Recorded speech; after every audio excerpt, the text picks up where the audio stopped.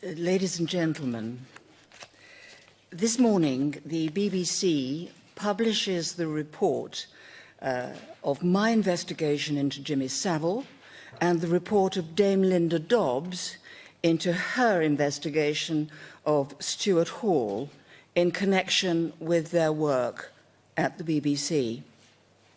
Savile and Stuart Hall were serial sexual predators. Savile was a danger to young people, both girls and boys, opportunistic and shameless. I have identified 72 BBC victims of Savile, of whom 34 were under the age of 16. His youngest victim was aged 8.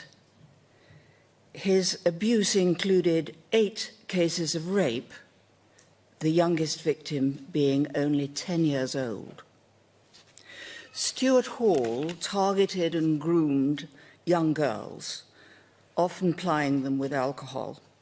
Dame Linda identified 21 victims of abuse, of whom 8 were girls under the age of 16. The youngest was 10. Both of these men used their fame and positions as BBC celebrities to abuse the vulnerable. They must be condemned for their monstrous behaviour. But the culture of the BBC certainly enabled both Savile and Stuart Hall to go undetected for decades. I have identified 5 occasions when the BBC missed an opportunity to uncover their misconduct. I want to leave ample time for questions, so I intend in these opening remarks to address only 3 central matters. These are the complicit effect of BBC culture, the question of who at the BBC could have done something to stop Savile and Stuart Hall, and finally, I want to speak to and about the victims. But before that, I want to deal head-on with criticisms that have arisen in recent weeks. First, at no point has the BBC ever sought to influence the review, either as to the content of my report or as to the date of publication. And if it had, I would have paid heed. Second, the delay following the completion of the report in April 2015 was due solely to the concerns expressed by the Metropolitan Police, who feared that publication might prejudice their ongoing investigations. There was no other reason. I come to the first of my 3 main points, the features of the culture of the BBC which enabled Savile and Stuart Hall to hide for decades, and for which I must criticise the BBC. There was a culture of not complaining or of raising concerns. BBC staff felt, and were sometimes told, that it was not in their best interests to pursue a complaint. Loyalty to and pride in a programme could hinder the sharing of concerns. There was a reluctance to rock the boat. The management structure of the BBC was not only hierarchical, but deeply deferential.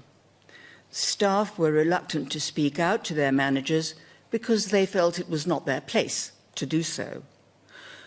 Also, there was a culture of separation, competition, and even hostility between different parts of the BBC, so that concerns arising in one part would not be discussed with others. There was also a macho culture, in particular in Radio 1 and light entertainment. There were very few women in management positions. Women found it difficult to report sexual harassment. All the problems of reporting were compounded in the case of the talent. Celebrities were treated with kid gloves and were virtually untouchable. One witness told me that the talent were more valuable to the BBC than their own values. If these cultural factors had not existed, there would have been a real chance of Savile and Stuart Hall being discovered. I do recognise that many of these factors were common in the British workplace, and some still are, but these are all matters which the BBC must now address. Most important of all, in the 1970s, 80s and 90s, child protection was very low on the BBC's radar. In this, the BBC was far from alone. At that time, our society did not recognise the prevalence of the sexual abuse of children. Complaints were disbelieved and therefore rarely made. We were not sufficiently shocked by the signs of older men being sexually involved with teenage girls, and we were unaware of the damage which such unequal relations can cause. Sexual harassment was not taken seriously. The BBC's attitude to child protection might have been understandable, but for one exceptional factor, which makes it deeply disturbing. This related to Top of the Pops. In 1971, there were allegations in the press about young girls being picked up for sexual purposes on Top of the Pops, and pornographic pictures being taken after the show. There were also press allegations of corruption. The reaction of the BBC is illuminating. It investigated the corruption allegations thoroughly, but it did not investigate the allegations about the young girls with anything like the same focus. It was plainly concerned about its reputation, but was not concerned to the same degree about what should have been a wake-up call, that there were young girls who might be exposed to moral danger on Top of the Pops. The BBC seemed to regard the young audiences as necessary but a nuisance. One note of a management meeting describes the girls as unbalanced. There was no sense that they were young and in need of protection. So when complaints were made about Savile by two teenage girls who were assaulted on Top of the Pops, their complaints were not recorded or passed upwards to management as they should have been. Instead, they were brushed aside. One girl was told to move out of the way of the camera, and the other was ejected from the building and left on the street. The failure to heed these complaints about Savile amounted to 2 missed opportunities to detect and stop him. I cannot say that proper investigation of those complaints would have resulted in prosecution, but the BBC would at least have become aware of Savile's nature. I turn to my next main point. Who at the BBC could have done something about Jimmy Savile and Stuart Hall? In respect of Savile, there were 3 individuals. The first was Ted Beston, who was Savile's BBC Radio 1 producer. On one occasion, he was prepared to act as a provider of a young woman to Savile for sex. I found that he knew that Savile would have casual sex with teenage girls as and when he could get it. Although he denied it, I'm satisfied that Mr. Beston must have realised from their appearance that some of the girls might well be underage. He admired Savile, and I do not think it ever crossed his mind that he should report him, but he should have done. The second was Canon Colin Semper. He was a producer in the religious broadcasting department and worked closely with Savile. With commendable honesty when giving evidence to the review, he accepted that he had come to think that Savile had casual sex with a lot of girls, some of whom might have been underage. He did not discuss what he knew with his managers because he thought that they already knew about Savile and did not seem to be concerned about it. In my view, he should have discussed his concerns with his line manager. I think he now deeply regrets that he did not. The third is Douglas Muggeridge, the controller of Radio 1 and 2 in the early 1970s. Mr. Muggeridge died many years ago. In 1973, he heard rumours about Savile's sexual activities and prompted some inquiries. Savile was asked about the rumours and denied them. I think Mr. Muggeridge genuinely believed the rumours to be untrue.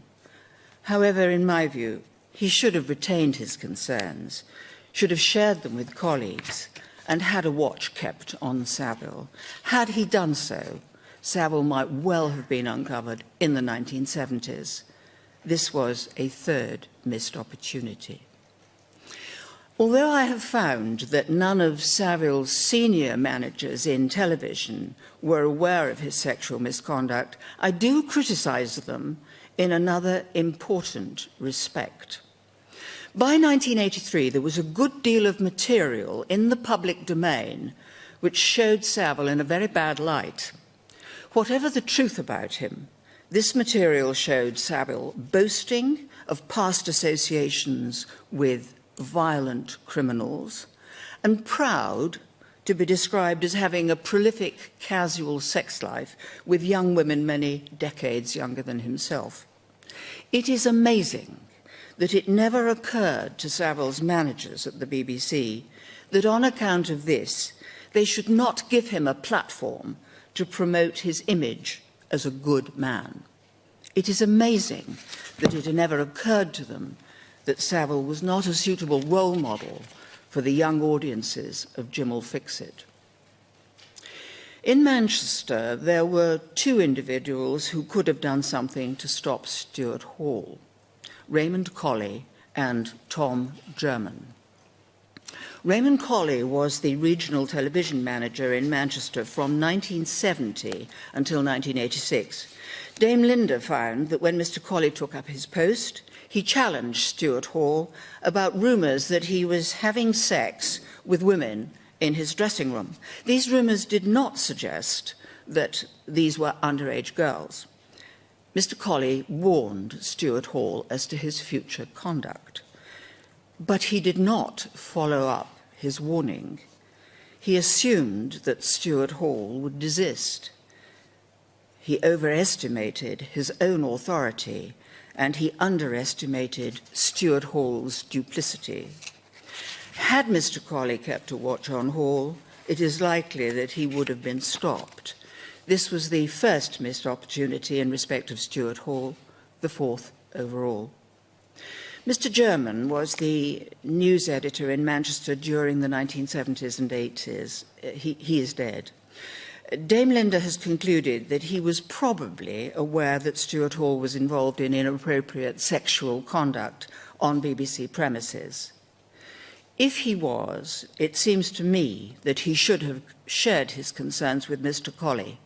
He did not do so, and this may well have been the fifth missed opportunity. This report makes sorry reading for the BBC.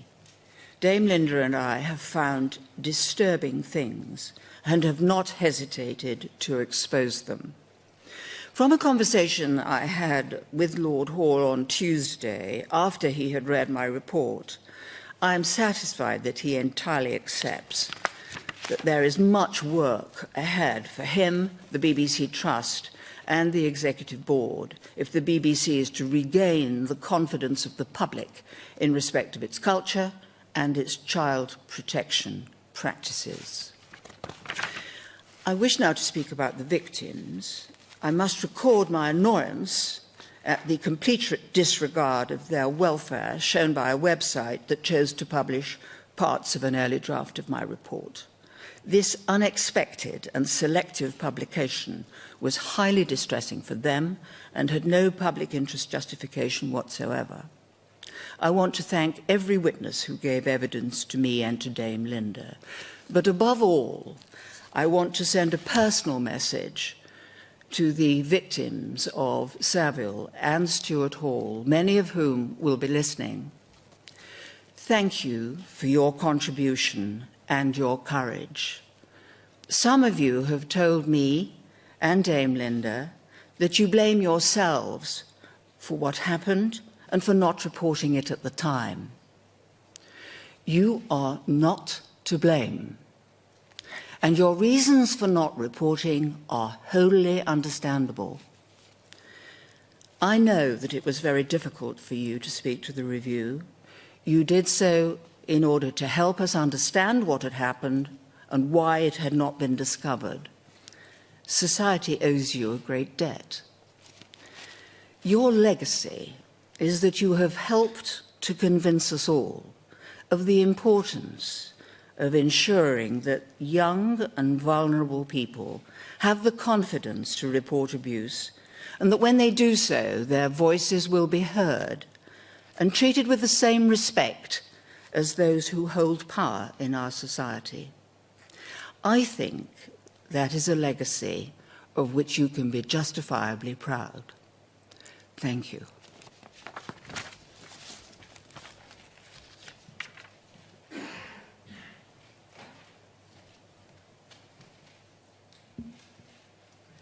I'm going to take questions now. Wait a moment. We have 2 microphones. Please wait until you get one. Otherwise, I won't be able to hear you. I'll try and organise 1 question ahead, so I'll choose 2 now, and I will try and keep 1 ahead to save time. When you start, will you please give your name and the organisation that you represent, because I don't think I know any of you at all. Lady there who had her hand up first, wait a minute, and then, well, why not the man next to her? Thank you very much. It's Lucy Manning from BBC News. Yes. You say in your report that 117 people at the BBC heard rumours or stories about Jimmy Savile's sexual conduct, including some senior people. Yet you say that no senior managers knew what Savile was up to. Isn't this, as some of the victims think, a whitewash? It certainly isn't a whitewash. It's right that 117 witnesses told the review that they had heard rumours about Jimmy Savile. As a matter of fact, 180 witnesses, rather more than the 117, told me that they had not. But you see, I did find that a number of people at the BBC, junior people, did know about Savile. Either they knew from what they saw, or they realised and drew inferences in their own minds, and they realised what he was doing. They didn't report these matters upwards, and that I attribute to the culture of the BBC. I found that 2 people of producer level also knew, and I've mentioned their names in my opening remarks. They didn't report upwards either. I don't think that the fact that a producer knew about Savile means that the BBC as a corporate body knew. I had to make a judgment about what level of BBC management can be equated with the BBC as an organisation. And I came to the conclusion, as I explain in my report, that that level should be pitched at head of department level. I did consider whether it should be pitched at producer level, and I came to the conclusion that it should not, for reasons that I explain. To go back to the rumours, I'm a judge, or I was, and I still think like a judge, and I have to reach conclusions based on evidence that I hear. Rumour is not evidence. I have to have evidence. Somebody switched their phone off.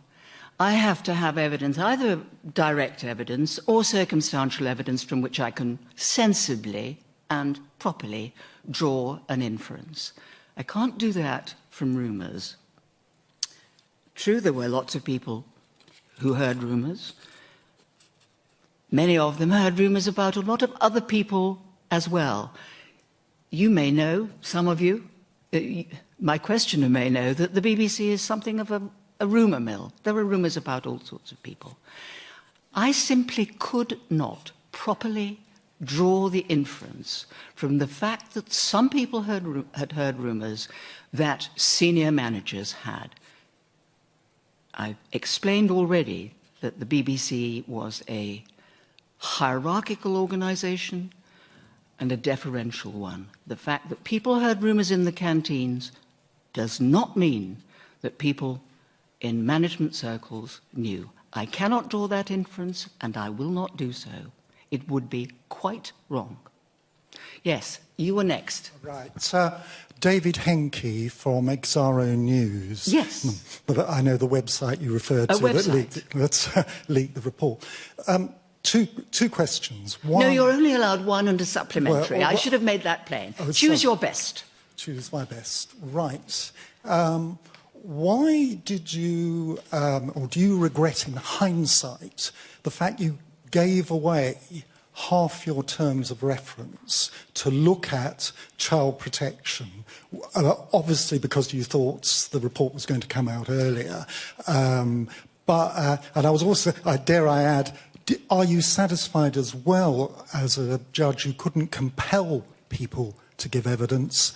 Now, actually, you're going on to two, you're eliding two questions. Do I regret giving away, as you call it, part of my terms of reference? The BBC told me that they had realised that their policies needed updating, and they wanted to get on with that work.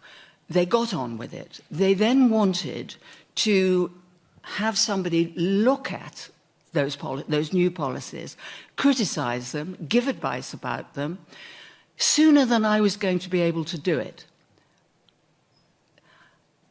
I agreed that that was a perfectly sensible thing for them to do, and no, I don't regret having given that material away. The good corporation was able to report much more quickly than I would have been able to in the event last July. That has been useful to the BBC because they've been able to get on with putting into effect the good corporation's recommendations. And I'm sure that Lord Hall will have something to say about that later this morning. No, I don't regret it. I think it was a perfectly reasonable thing for them to do. Yes, I should have chosen. I'll choose you now, and I'll choose you with the pencil in your hand as the next one along.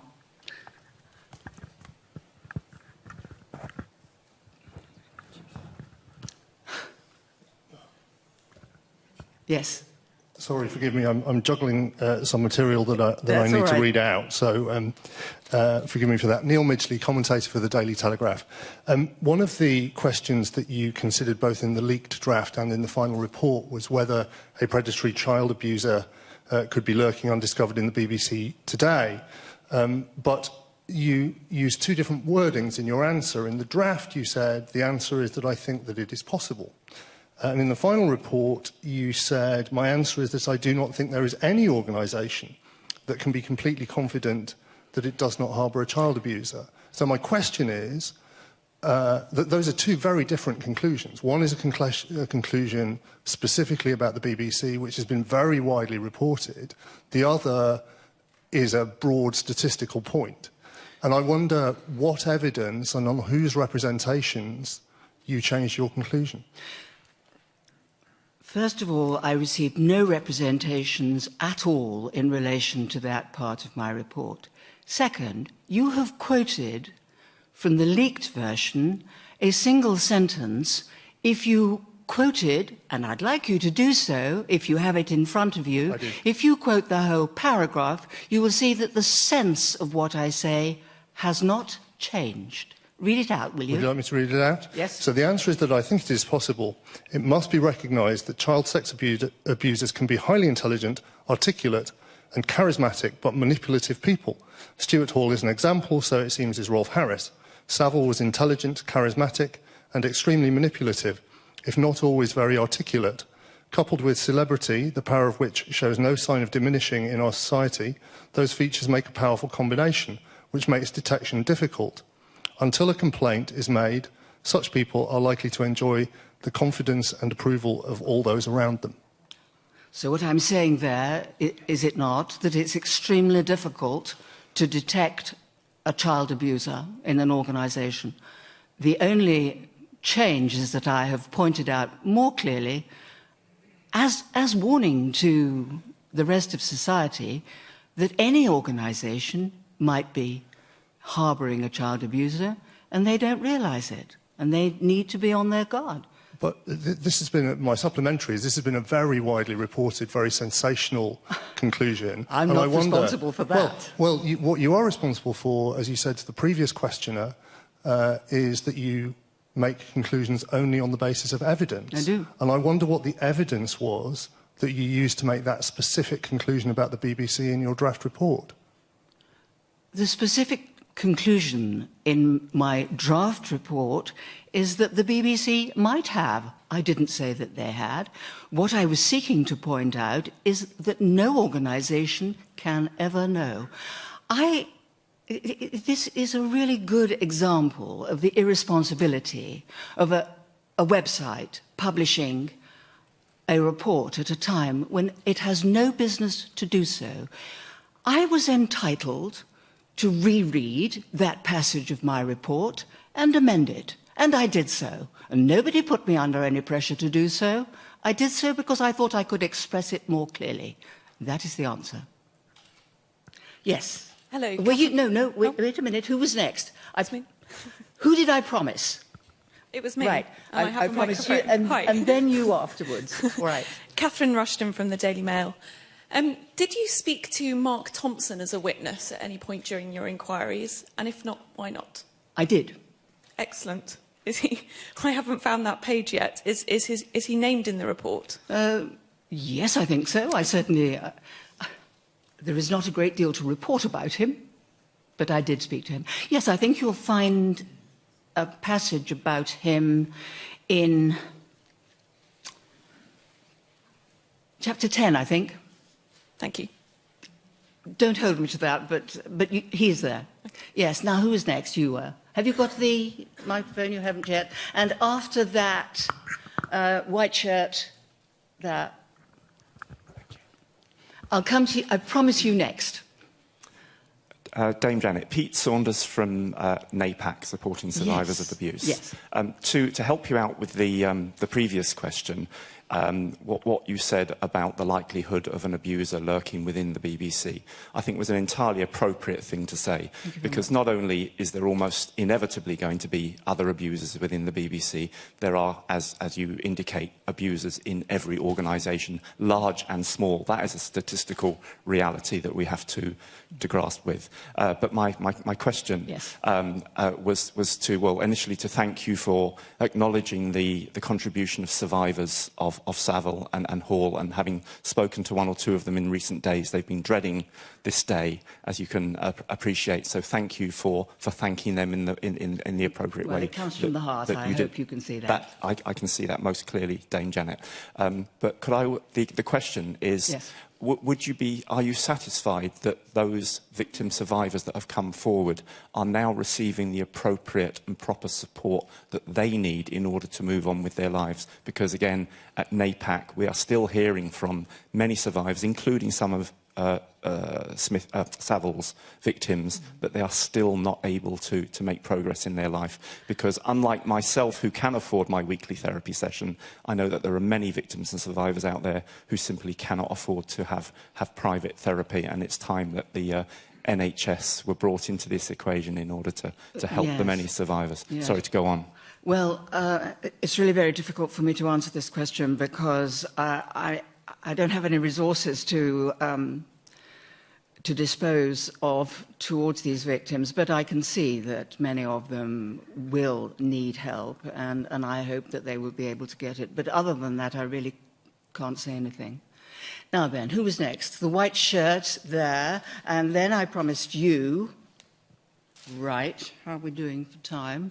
We haven't got... We're all right for time yet? OK. Yes, the white shirt. Thanks. It's Patrick Foster from the Daily Telegraph. Sorry, we're monopolising this. The Daily Telegraph have done rather well. This is your second go. Thanks very Purely much. by chance. Purely by chance. You mentioned in the report, and you mentioned again in your statement, that you set the bar for corporate responsibility at head of department level. Yeah. I wondered if you could give us a bit more information on how you came to set that level, and specifically, could you tell us, did you take any submissions from the BBC as to what the barrier, what level that should be set at? Yes, I'll answer the second part of your question first, and the answer is no. The BBC made no submissions of any kind in relation to my report. The law doesn't help about this issue. In the criminal law, for a company to be held responsible and to have knowledge of what was going on, you have to show that the controlling mind of the company was aware of and could be convicted of the offence if the company is going to be convicted of an offence. So that wasn't very much help to me, because I didn't think that it was reasonable to limit BBC knowledge to such a very high level of responsibility. That would have really been maybe the trust, not even the trust, executive board, and that would be far too narrow. I've had quite a lot of evidence about the BBC structure, the management structure, and it seemed to me that the lowest level of the structure at which you could say that somebody had management responsibility for a defined part of the BBC was head of department. A member of the head of department would be entitled to instigate an investigation, I think, whereas anybody lower than that would not be.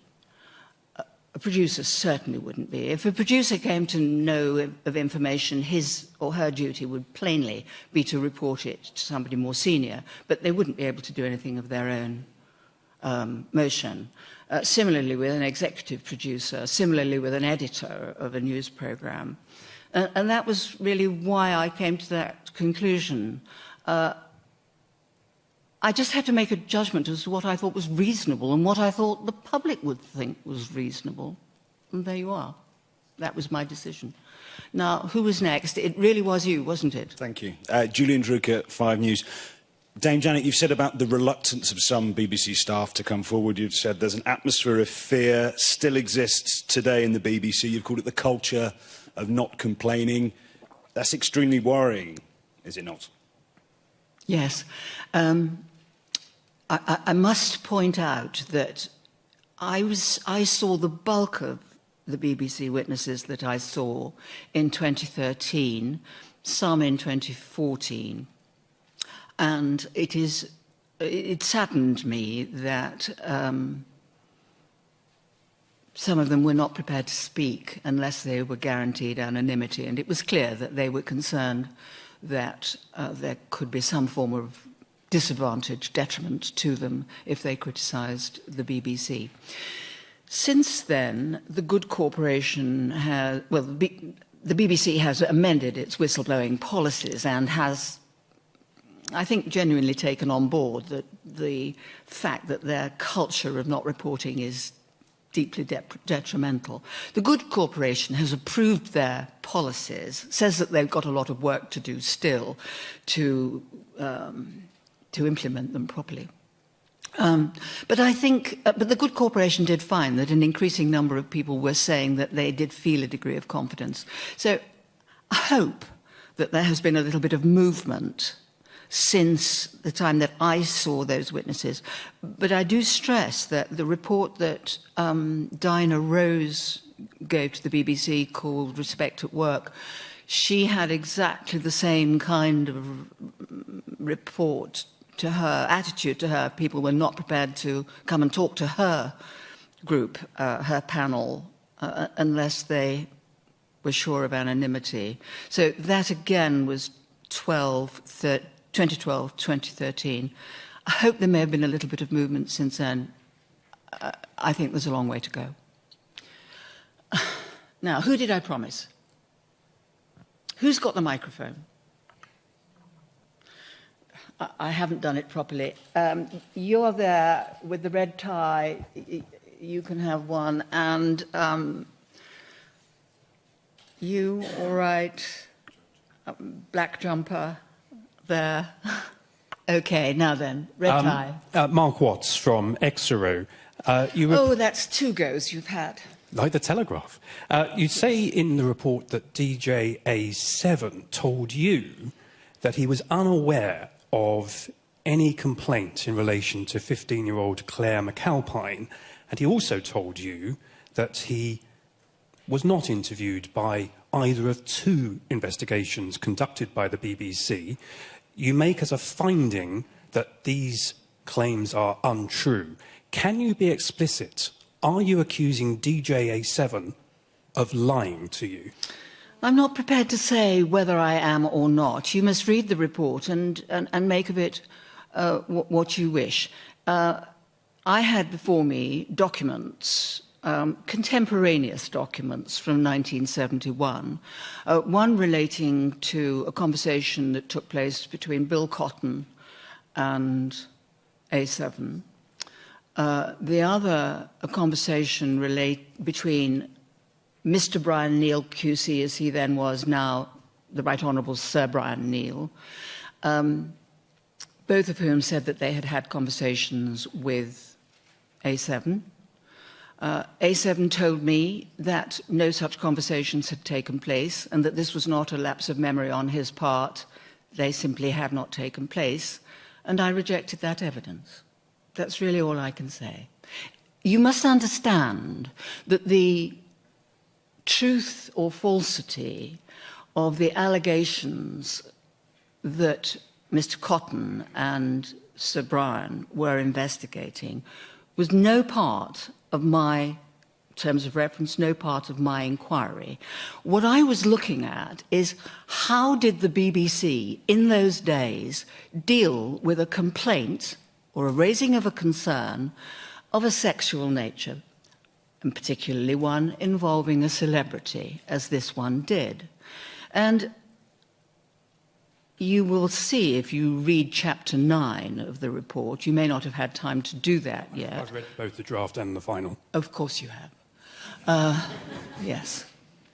You will see, if you read Chapter 9, that I am deeply critical of the way in which the BBC conducted its investigation into those matters. That allegation was not properly investigated.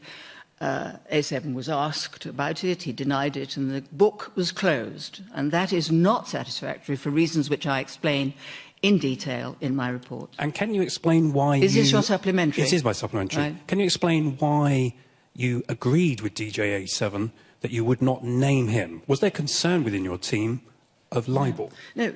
The reason that I agreed to anonymise him was the reason that I've just explained to you now. I was not concerned about the truth or falsity. His identity was not a matter of interest to me. My interest was the BBC have received a complaint about sexual impropriety by a celebrity. How did the BBC handle it? It didn't matter to me what his name was. It obviously would matter to him, and so it would only be reasonable that he would not agree to come unless he was accorded anonymity. I think that was perfectly fair and sensible. Would it not have been of interest to your readers? It might have been, but my interest is limited to matters which fall within my terms of reference. And that is, as far as I am concerned, all that the public is entitled to know from me. Thank you, The fact that they might be interested generally is nothing to the point. Thank you, Dame Janet. Now, who is next? You in the black jumper, I think, were promised. Has anybody... Yes, now I'll take this one and then one more. You at the back. Now, there are 2 hands that are overlapping. 2 women sitting next to each other. I can't... You two, I don't know. You choose between you. And you're going to be the last. Now then. Noel Titheridge, BBC. So is A7 right to say that you made no suggestion he was guilty of any misconduct whatsoever? I did not make any such allegation. That is, as I've just explained, that was not within my terms of reference. I was interested in how did the BBC handle this complaint. And the answer was, I'm sorry, very badly. Yes, at the back.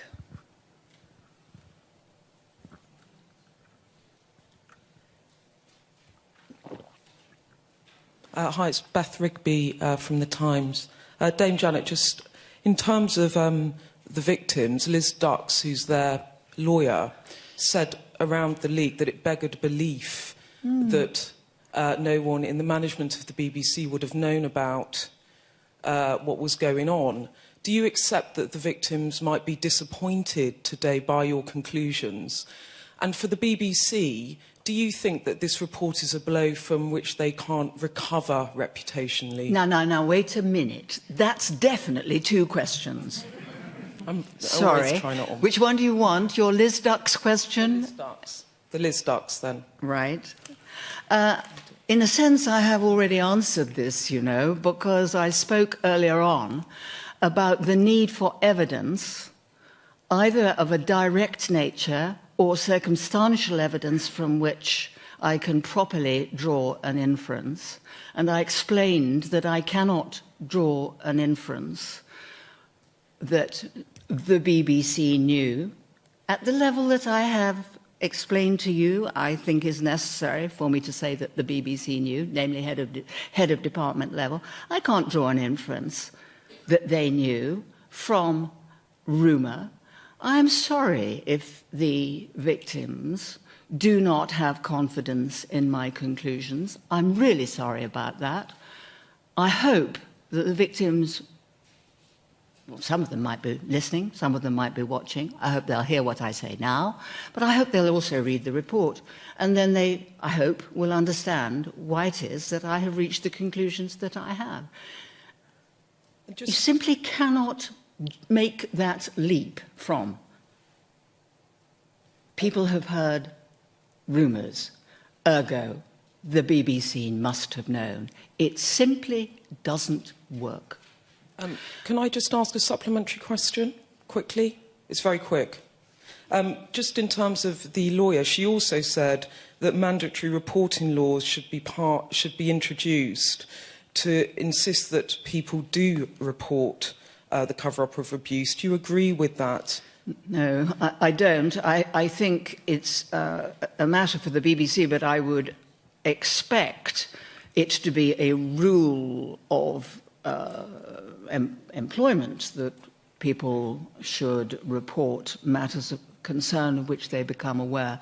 But I'm not in favour of the criminal law being invoked. I think that it's extremely difficult to know where to draw the lines between what should be an offence and what should not be an offence, and I don't think it's a good idea.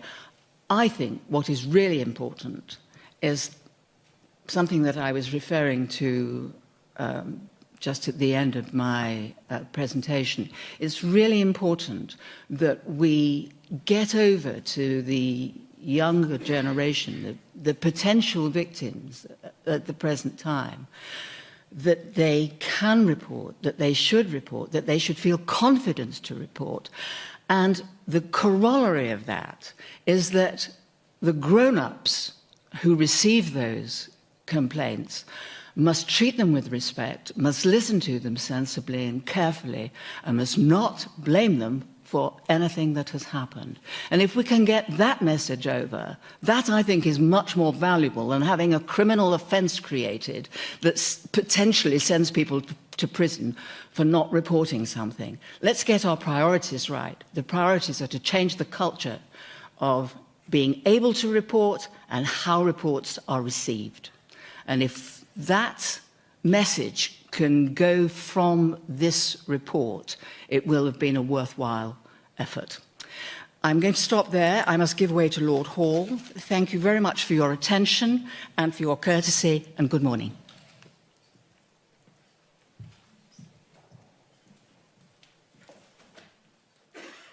The BBC.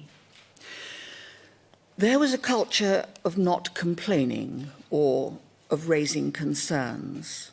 BBC staff felt and were sometimes told that it was not in their best interests to pursue a complaint. Loyalty to and pride in a programme could hinder the sharing of concerns.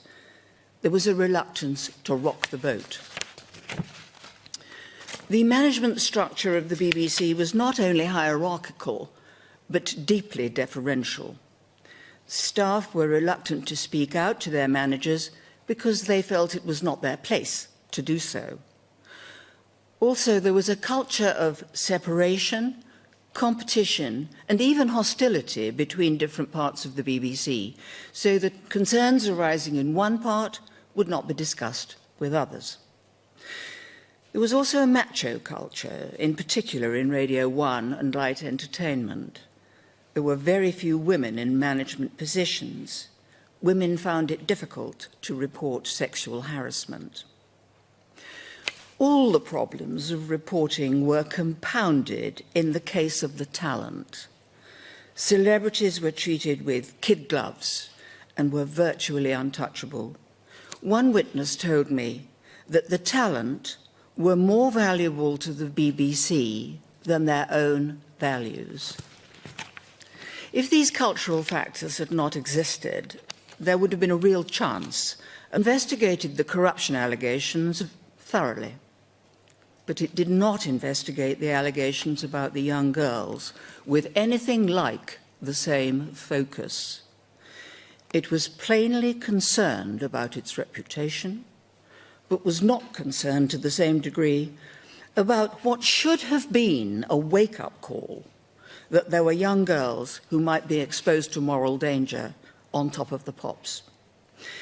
The BBC seemed to regard the young audiences as necessary but a nuisance. One note of a management meeting describes the girls as unbalanced. There was no sense that they were young and in need of protection. So when complaints were made about Savile by two teenage girls who were assaulted on top of the pops, their complaints were not recorded or passed upwards to management as they should have been. Instead, they were brushed aside. One girl was told to move out of the way of the camera, and the other was ejected from the building and left on the street. The failure to heed these complaints about Savile amounted to 2 missed opportunities to detect and stop him. I cannot say that proper investigation of those complaints would have resulted in prosecution, but the BBC would at least have become aware of Savile's nature. Monstrous behaviour. But the culture of the BBC certainly enabled both Savile and Stuart Hall to go undetected for decades. I have identified 5 occasions when the BBC missed an opportunity to uncover their misconduct. I want to leave ample time for questions, so I intend in these opening remarks to address only 3 central matters. These are the complicit effect of BBC culture, the question of who at the BBC could have done something to stop Savile and Stuart Hall, and finally, I want to speak to and about the victims. But before that, I want to deal head-on with criticisms that have arisen in recent weeks. First, at no point has the BBC ever sought to influence the review, either as to the content of my report or as to the date of publication. And if it had, I would have paid heed. Second, the delay following the completion of the report in April 2015 was due solely to the concerns expressed by the Metropolitan Police, who feared that publication might prejudice their ongoing investigations. There was no other reason. I come to the first of my 3 main points, the features of the culture of the BBC which enabled Savile and Stuart Hall to hide for decades, and for which I must criticise.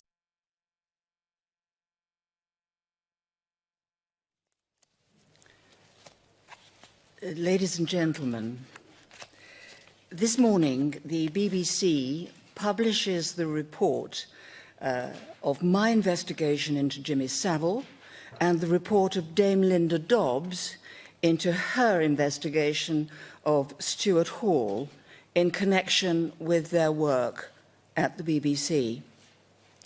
Savile and Stuart Hall were serial sexual predators. Savile was a danger to young people, both girls and boys, opportunistic and shameless. I have identified 72 BBC victims of Savile, of whom 34 were under the age of 16. His youngest victim was aged 8. His abuse included 8 cases of rape, the youngest victim being only 10 years old. Stuart Hall targeted and groomed young girls, often plying them with alcohol. Dame Linda identified 21 victims of abuse, of whom 8 were girls under the age of 16. The youngest was 10. Both of these men used their fame and positions as BBC celebrities to abuse the vulnerable.